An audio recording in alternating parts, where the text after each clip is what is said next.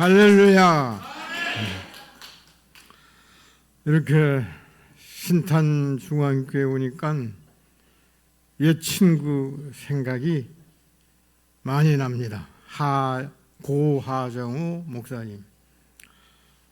저를 만날 때마다 그 어디에 저 살고 있는 그 동네로 이사 오라고 계속 했어요. 우리 사는 저 송촌동이 더 좋다니까 잔소리 말고 여기가 전철역이 있고 점점 좋아진다고. 그러다가 또 천국 가버렸어요. 혹시 천국이 좋으니까 일로 와라. 아직까지는 없어요. 아주 찬양도 잘하고 좋은 친구가 이 교회를 또 세웠어요.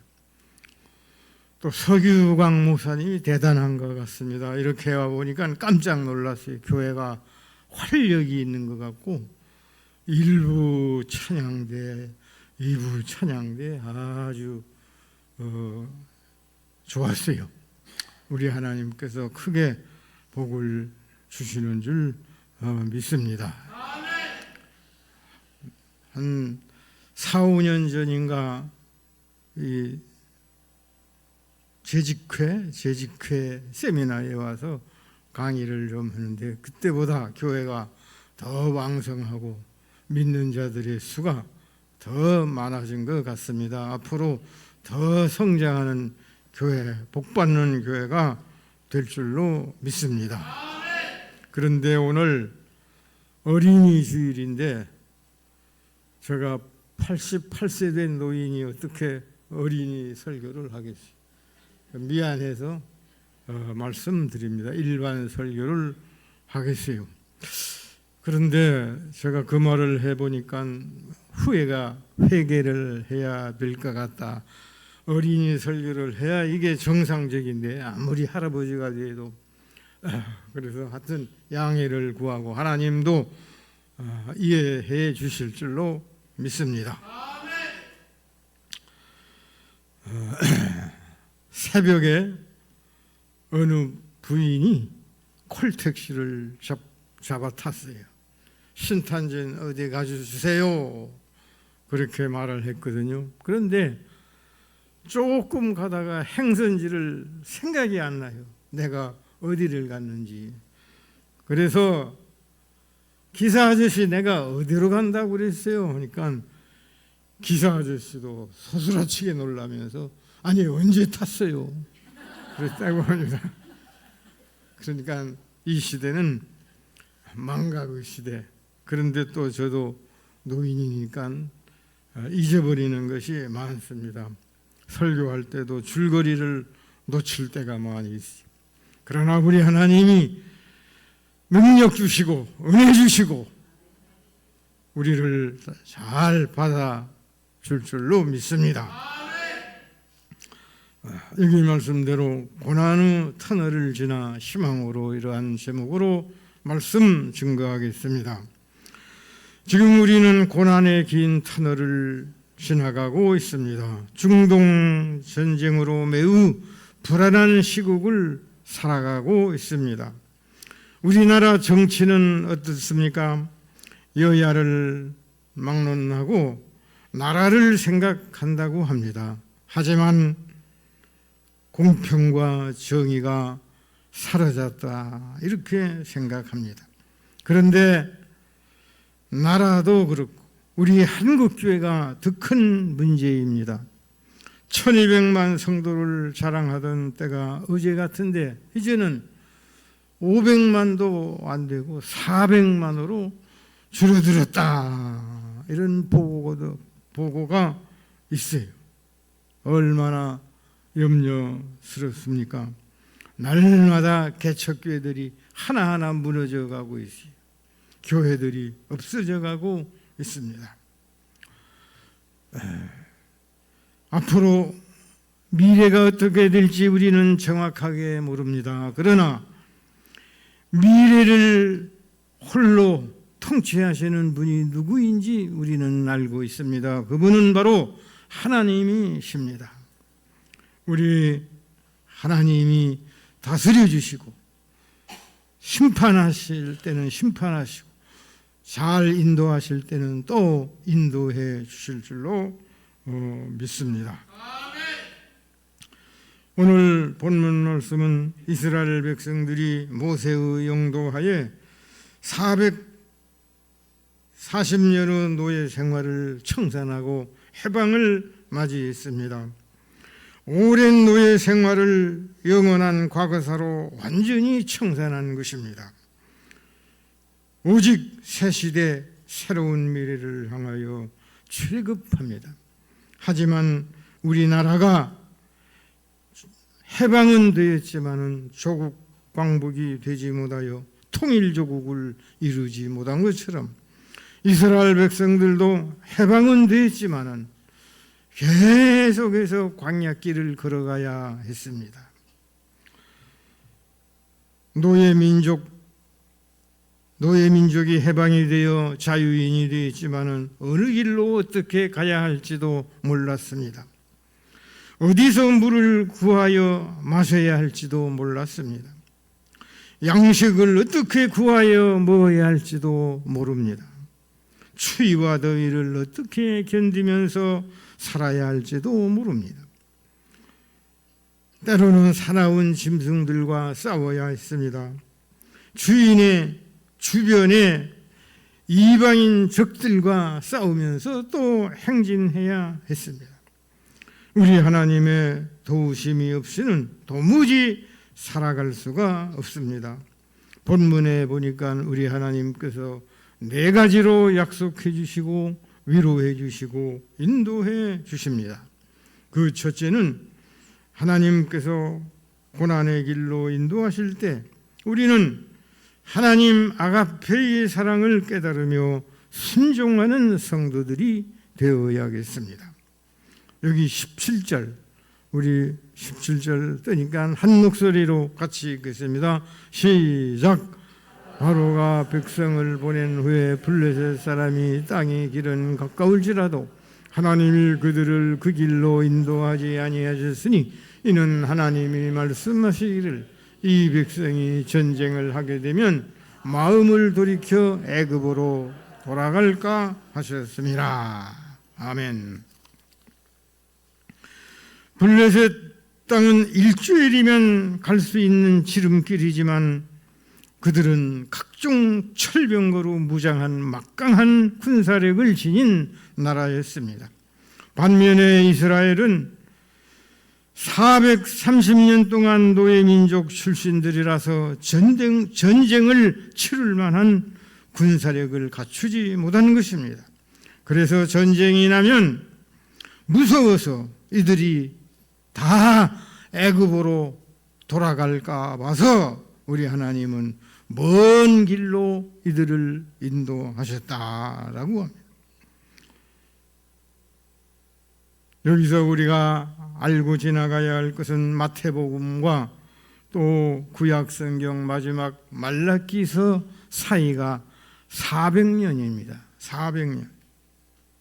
이 기간에 많은 사건들이 일어났지만은 이 기간에 우리 기독교에서는 큰 변화가 일어났습니다. 유대인 학자들이 모여서 구약 성경을 히브리어로 된 구약 성경을 헬라어로 번역하자 인원이 있었습니다. 왜 그런가 하니 히브리어로 된 구약 성경은 유대인들만 읽을 수가 있어요. 유대인들만 히브리어를 알기 때문입니다. 그렇기 때문에 이방인들, 세계의 모든 사람들이 다 읽을 수 있도록 그 당시 공용어인 헬라어로 번역을 하자.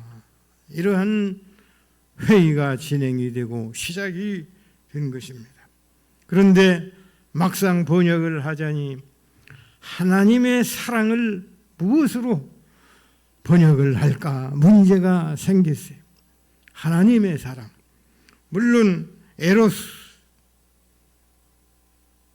로맨틱한 사랑, 남자와 여자의 사랑, 수틀게 가족 간의 사랑, 또 필리아, 무슨 자연을 사랑하거나 어떠한 문학을 좋아하거나 이러한 사랑인 것입니다.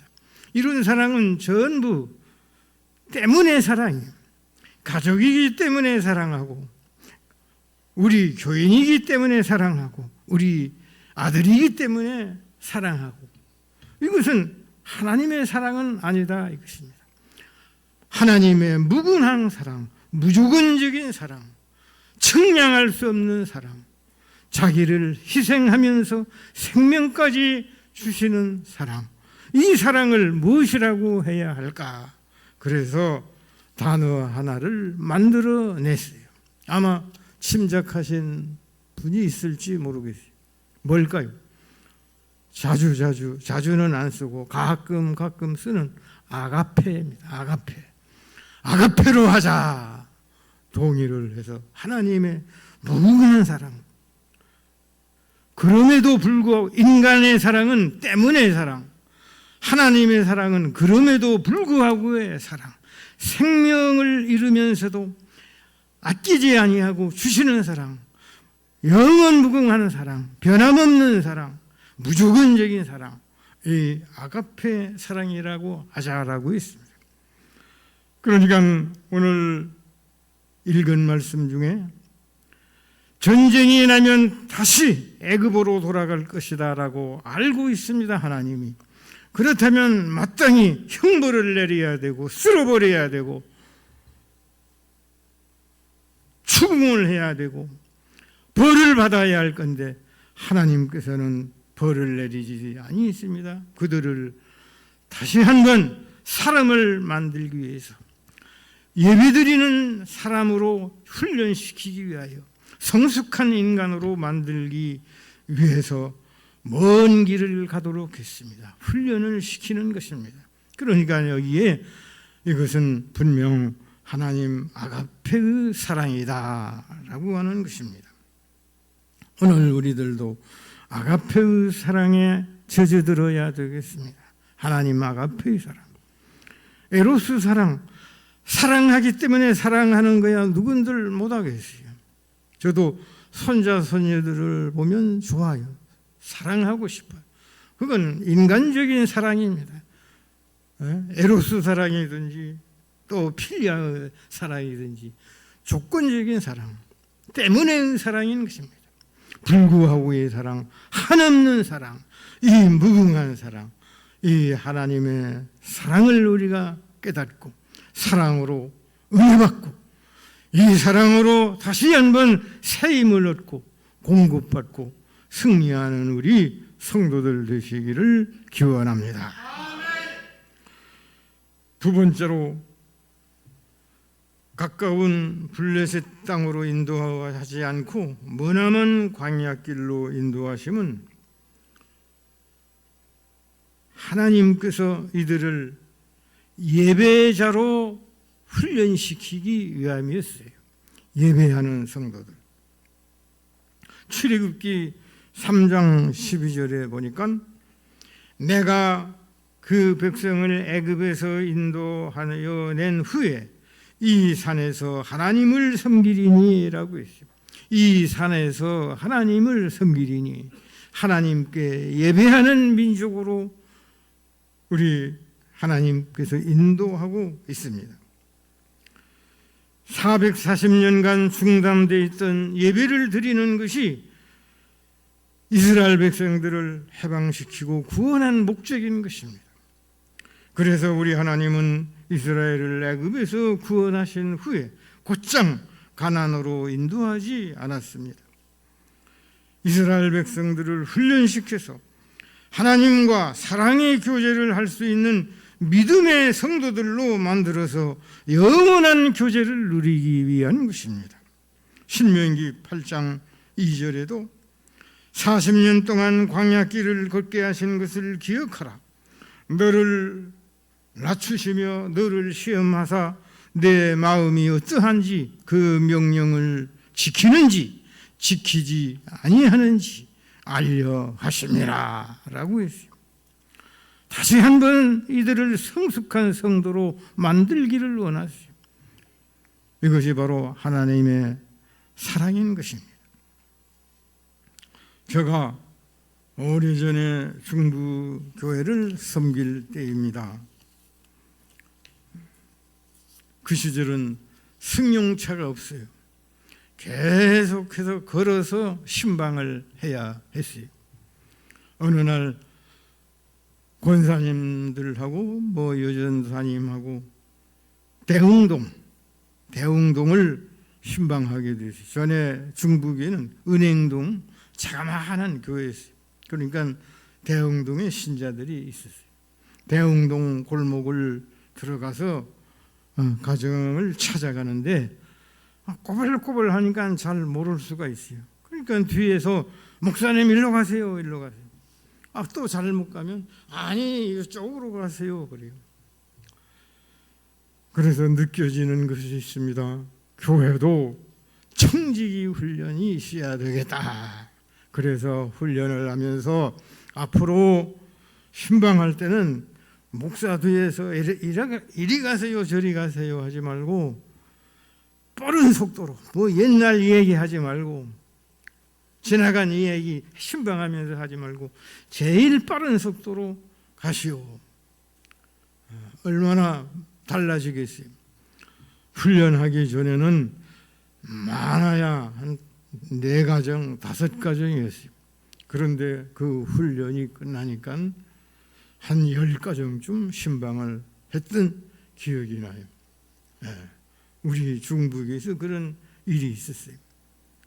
그리고 가정에 가서 신방해서 이제 기도를 합니다. 여기 또 문제가 있는 것을 발견했어요. 간절히 기도하고 눈을 떠보니까 기도를 받아야 할 사람이 안 보여요. 집 주인이 안 보여요. 어디로 도망갔을까요? 사과 깎으러 부엌으로 들어가 버렸어요. 사과 깎고. 사과라도 드리려고 하는 마음 아주 감사하지만은 그러나 기도를 받아야 되죠. 뭔가 잘못됐다 생각을 했어요. 그래서 이번에는 신방 가서 좌석부터 달라져야 한다 느꼈어요. 이제는 신방 가서 손님처럼 안방에 앉지 말고 문가에 앉아서 사과 깎는 것을 제지하시오 하면서 지냈어요. 그러나 시대가 또 많이 흘러가서 승용차가 생기기 시작했어요. 승용차가. 그리고 신방으로 이제는 신방으로 교회가 부흥을 기다리는 것은 무리다. 이 뭐지요? 맞벌이 부부들이나 신방이 안 돼요. 이제는 새로운 운동을 전개해야 되겠다. 총동원 전도운동을 일으키자라고 했어요. 그 문제는 이 얘기하려면 기니까 하지 않겠습니다. 제가 이 말을 하는 것은 훈련이 이렇게 중요하다는 것입니다.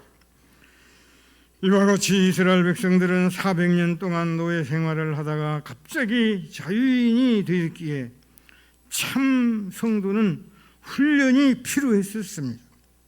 무엇보다도 하나님께 예배하는 교육이 있어야 했습니다.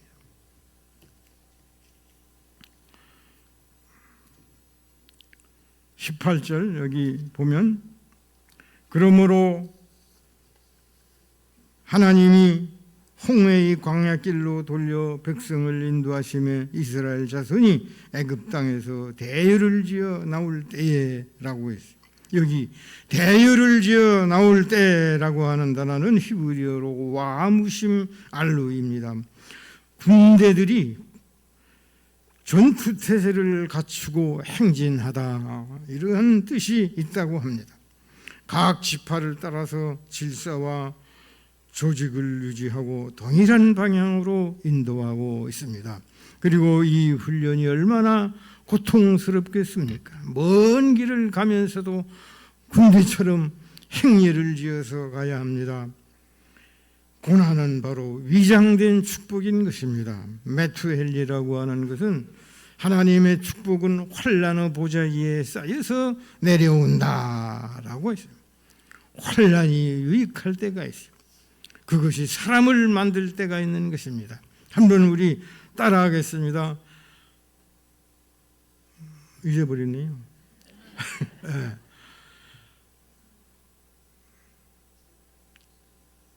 하나님의 축복은 환난의 보자기에 쌓여서 내려온다. 환난을 잘 통과하는 우리 성도들 되시기를 기원합니다. 세 번째로 개혁주의 신앙, 성경 보수 신앙을 든든히 붙잡고 전진하는 교우들이 되어야겠어요. 우리는 여기서 눈여겨보아야 할 이상한 장면을 보게 됩니다. 그것이 무엇일까요? 모세가 400년 전에 죽은 요셉의 유고를 가지고 행진합니다. 왜 그랬을까요? 19절 보면, 우리 19절 다 같이 읽겠습니다. 시작. 모세가 요셉의 유고를 가졌으니 이는 요셉이 이스라엘 자손으로 단단히 맹세하게 하여 이르기를 하나님이 반드시 너희를 찾아오리니 너희는 내 유고를 여기서 가지고 나가라 하였음이라. 모세가 400년 전에 죽은 요셉의 유고를 가지고 지금 행진하고 있습니다. 그 이유는 요셉이 살았을 때 간절히 부탁을 했어요. 나도 언젠가는 이 세상을 떠나가는 날이 있을 것이다.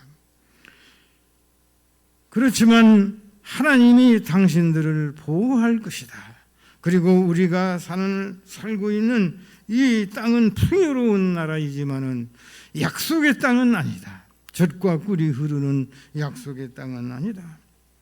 그래서 내가 죽은 다음에 해방이 되어 행진할 때는 내 유고를 가지고 가달라. 창세기 50장 25절 말씀을 풀이해서 제가 설명을 했습니다. 유고를 가져가는 것이 무슨 의미가 있을까요? 많은 의미가 있지만은 성경적 의미가 있어요. 성경 주석을 많이 쓴 김서택 목사님은 이 부분을 다음과 같이 말합니다. 우리의 신앙은 해굴신앙이라고 말할 수 있다. 이 해굴신앙이라는 것은 아주 오래되었지만은 지금도 살아서 영향을 미치는 하나님의 말씀신앙을 말하는 것이다. 지금도 우리가 위대한 조상들의 신앙을 붙들면 반드시 부흥의 역사가 일어난다라고 했습니다. 그러니까 이 말씀의 뜻은 아브라함이 믿었던 신앙, 이삭이 믿었던 신앙, 야곱이 믿었던 신앙, 선지 사도들이 믿었던 그 옛신앙을 소유해야 한다라고 하는 것입니다. 이 말씀을 또 달리 말하면 철저한 올바른 교리를 우리가 가져야 한다. 그 교리대로 살아야 한다라고 하는 뜻입니다. 신학자 존 메가더는 건전한 교리가 사라지고 거짓 교리들이 오면 그것은 언제나 죄악된 행동으로 이어진다라고 했어요. 옳습니다. 참된 믿음이란 올바른 교리를 붙들고 실천하는 삶으로 나타나야 하는 것입니다. 우리 신탄 중앙교회는 말씀에 뿌리가 있어서 칼빈의 5대 교리를 설명하는 것도 좋을 것 같습니다. 저희 집 앞에는 동춘당 공원이 있어요. 어느 날 동춘당 공원을 지나다가 많은 꽃들을 보았습니다. 기억나는 꽃은 연산홍, 목련, 또 튤립, 그리고 이름 모를 꽃들이 있습니다. 이 꽃들 중에 저는 튤립꽃을 제일 좋아합니다. 아주 마음에 들어요. 그 이유가 무엇일까요?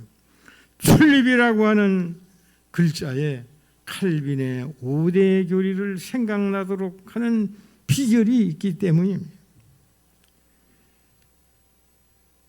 예를 들면 튤립, 첫 글자가 T잖아요. T, 꼬부랑말로 T, 토탈 디프러버티, 전적 부패. 인간은 전적 부패에 있으며 하나님이 살려주시지 않으면, 하나님이 구원해 주시지 않으면 살아갈 수가 없어요. 전적으로 부패했기 때문입니다. 제가 영어를 못하는데 요 칼빈의 5대 강요만 알고 있어요. 만일 이것마저 모르면 또 설교도 할 수 없으니까 얼마나 곤란하겠어요. 또 튤립, U, unconditional election, 무조건적 선택입니다. 하나님의 선택은 인간의 공로나 조건과는 무관하고 하나님의 절대 주권에 의해서 우리를 선택했다. 이 두 번째 교리입니다. 세 번째가 툴 하니까 L, limited atonement, 제한적 속죄. 제한적 속죄. 나는 양을 위하여 목숨을 버리노라 라고 한 말씀처럼 하나님께서는 세상 모든 사람들을 구원하시는 것이 아니고 선택자를 구원하신다 라고 합니다. 네 번째 글자는 I, 튤립, E, irresistible, 그래 불가항적 은혜. 인간은 망하고 쓰러지는 것 같지만은 반드시 선택자는 승리한다. 하나님의 은혜를 제한할 수가 없는 것이다.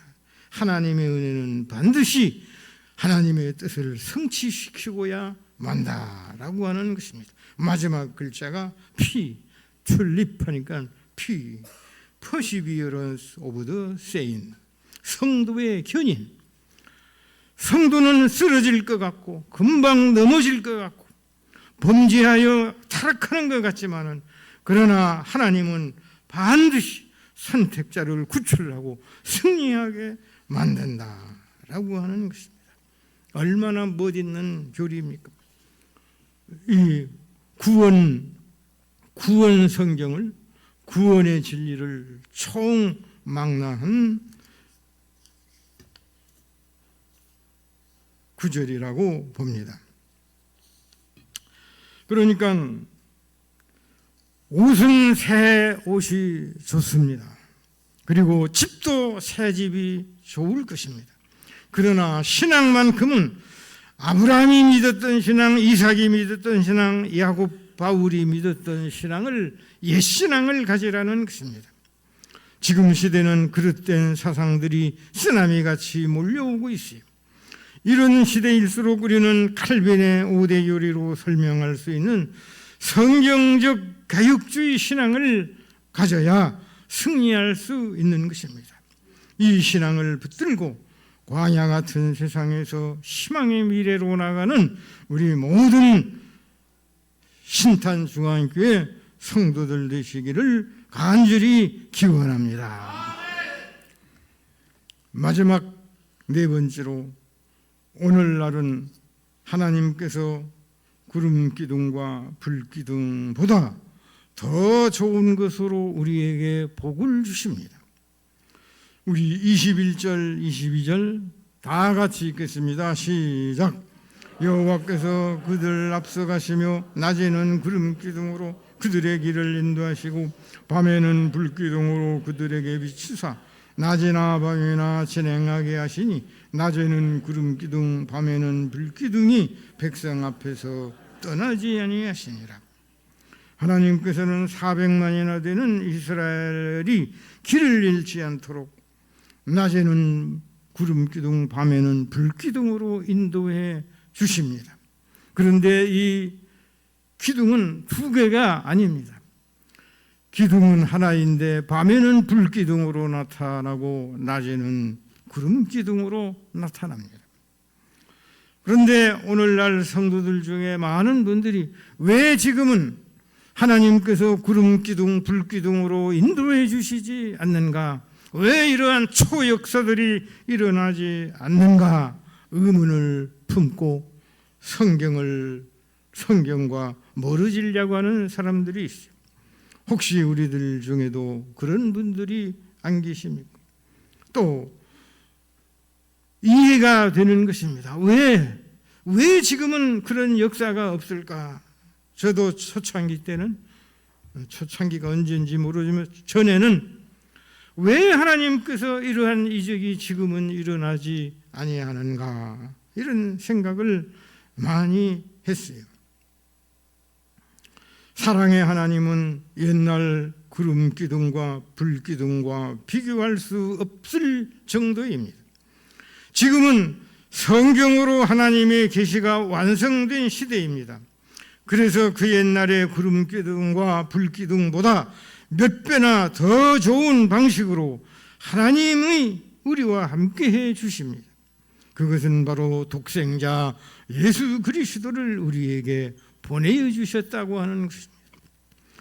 요한복음 1장 14절에 말씀이 육신이 되어 우리 가운데 거하심에 우리가 그 영광을 보니 아버지의 독생자의 영광이요 은혜와 진리가 충만하더라라고 했습니다. 우리 가운데 거하심에 에스케노센 엔 헤민, 이 말은 그는 우리 가운데 천막을 쳤다, 그러한 뜻입니다. 천막을 치셨다. 얼마나 좋습니까? 이제는 예수님이 오셔서 우리 가운데 천막을 쳐주셨어요. 천막이라고 하는 단어는 많은 뜻이 있습니다. 십계명을 보관할 때도 이 천막 쳐 있는 데서 안치를 했습니다. 그리고 하나님과 모세가 만날 때도 천막 안에서 만났어요. 그런데 이스라엘 백성이 나라가 망한 후에 이 천막이 없어졌습니다. 그러나 우리 예수님이 천막을 쳐 주셨으므로 새로운 은혜가 우리에게 생겼습니다. 천막을 치심으로 우리는 하나님을 모시게 되는 것입니다. 하나님을 영접하게 되는 것입니다. 하나님이 우리 안에 거하십니다. 이제는 말씀과 성령으로 함께 하십니다. 성령은 우리로 하여금 말씀을 깨닫게 해 주십니다. 때로는 상황을 통해서, 때로는 우리의 지각과 이성을 바로 사용하도록 도와주시려는 것입니다. 그러니까 예수님이 오신 다음에 우리가 얼마나 큰 복을 받고 있습니까? 수고하고 묵은 짐진 자들아 다 내게로 오라. 내가 너희를 쉬게 하리라. 나는 마음이 온유하고 겸손하니 와서 내 멍에를 메고 내게 배우라. 그리하면 너희 마음이 쉼을 얻으리니 이는 내 멍에는 쉽고 내 짐은 가벼움이라. 예수님이 우리를 부르시는 말씀이십니다. 저는 청소년 시절에 부름을 받았어요. 저희 고향은 제주도인데 4.3 사건으로 엄청난 비극이 일어났어요. 생각해 보세요. 30만 명 인구에 3만 명이 죽었어요. 6.25 다음으로 가장 큰 비극입니다. 그래서 저는 제주도에서 살 길이 없어서 어머니하고 대전으로 왔어요. 누구를 통해서. 대전에 아무런 연고도 없습니다. 얼마나 고생한지 몰라요. 고등학교를 다니면서 또 돈을 벌어야 되고 먹어야 되고 입학금을 내야 되고 얼마나 고생한지 모릅니다. 이 고생한 것을 다 얘기할 수가 없어요. 우리 중국에서도 하지 않았어요. 그런데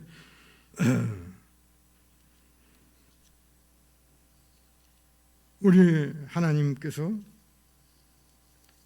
전도자를 통해서 저를 중부교회로 불러주셨어요. 중부교회로. 처음 교회 들어가 보니까 얼마나 좋은지 모릅니다. 목사님 설교가 아주 유창했습니다. 제가 믿음 없는데 나도 저 목사님처럼 설교하면 좋겠다. 허황된 생각을 했어요. 그리고 교인들이 아주 친절하게 대해 주었습니다. 어느 양복점 하는 분은 또 옷까지 저에게 선물을 주었어요.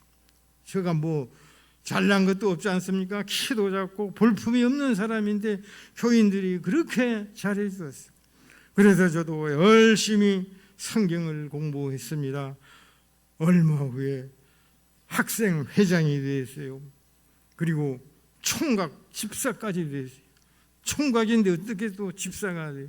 총각 집사까지 돼요. 또 신학을 한 후에 우리 중국의 전도사, 강도사, 부목사까지 되었습니다.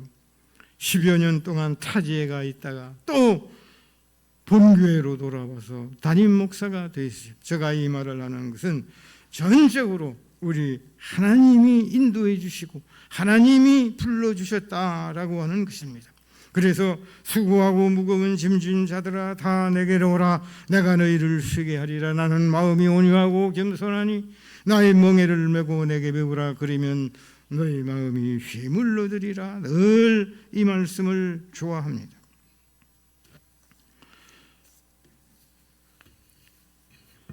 우리는 살면서 크고 작은 짐들을 짊어지고 살아갑니다. 학업, 직장, 인간관계, 미래에 대한 걱정, 수많은 문제가 우리의 어깨를 짓누를 때가 있습니다. 성경은 분명히 말씀합니다. 우리의 모든 짐을 예수님께 내려놓으라 라고 합니다. 우리는 말씀을 들으면서 이 말씀대로 살도록 명심해야 되겠습니다. 낮에는 구름 기둥으로 밤에는 불 기둥으로 함께 하셨던 하나님은 지금은 비교할 수 없을 정도로 우리를 도와주시고 또 우리 죄를 속량해 주시고 십자가의 은혜를 통해서 십자가 피를 통해서 우리를 구원해 주십니다. 이제 중요한 것은 우리가 하나님의 교리를 바로 알고 말씀대로 승리의 생활을 하는 것입니다. 우리 한번 따라하겠어요? 신앙생활 멋있게, 가정생활 맛있게,